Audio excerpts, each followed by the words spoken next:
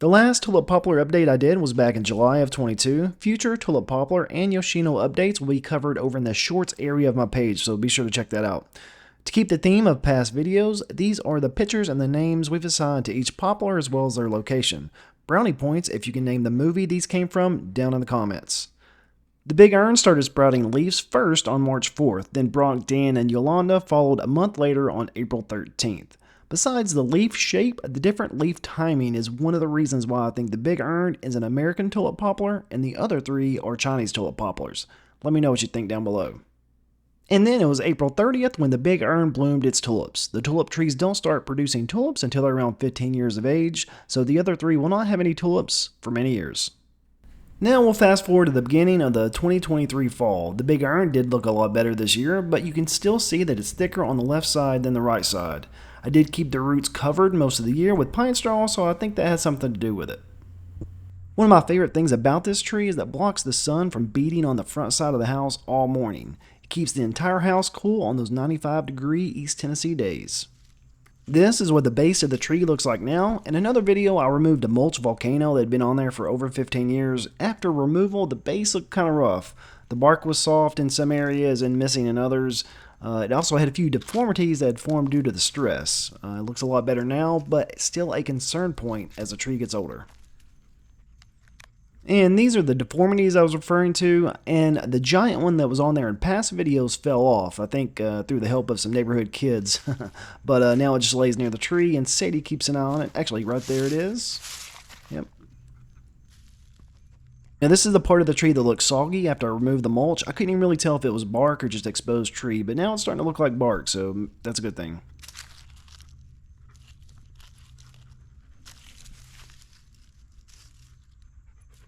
To the left here, you can see how the tree flares out into the ground. That's what a healthy tree is supposed to look like. If both sides look like that, I'd guess that this tree would live for decades to come.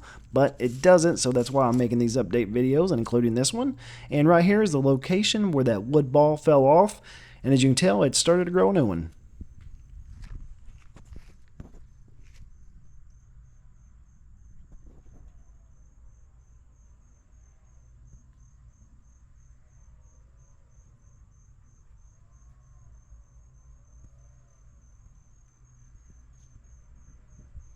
And just recently, I have noticed a lot of roots popping up in the yard further and further away from the tree.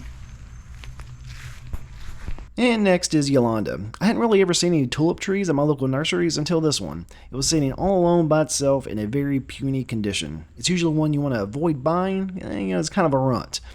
It was even grafted at the bottom for some reason. But since it's the only one I'd ever seen, I ended up buying it. And then when I planted it, I dug a tiny hole and then tried to come back a week or two later and widen it.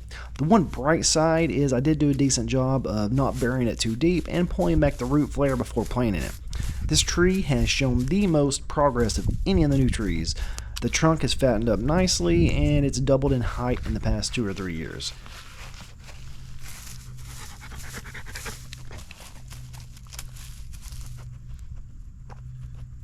Say it again.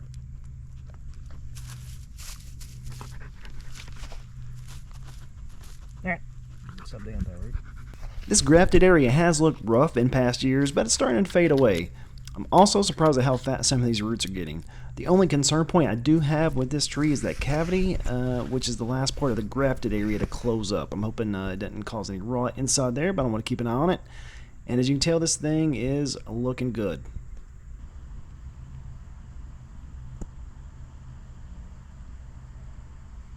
From this angle on the porch, when I first planted this tree, the top barely blocked the street. Now it's blocking the view well above the neighbor's house. One of the main reasons of planting this tree in this location was so that when the neighbors are on their porch and I'm on my porch, we didn't have to stare at each other.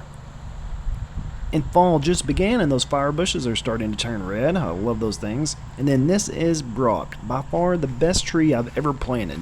I dug a huge hole, pulled away a lot of the root ball that was up the trunk from the nursery, and planted it slightly above grade so I could go back later and expose the root flare. See, planting it on a mound like this ensures you do not plant it too deep and gives you room to pull back dirt if needed.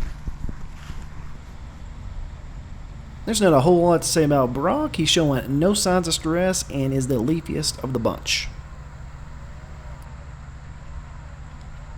Here's the stump from a Bradford pear I cut down a few years ago, and here is Lieutenant Dan.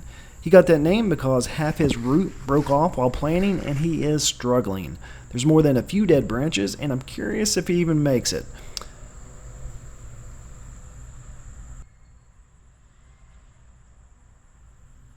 The long lead is dead as well as half the tree, but the other half, while showing signs of stress, continues to grow and leaf out. My hope is as it gets bigger, new branches will sprout and a new lead will take over, but we'll see. Since this channel started with the documentation of these trees, I still like to throw in an update from time to time, but like I said in the beginning, future updates will be quick and in the short format. The link to all past Tulip Poplar videos are in the description. Do me a favor and plant that like button and maybe water the subscribe button for future updates. See you on the next one.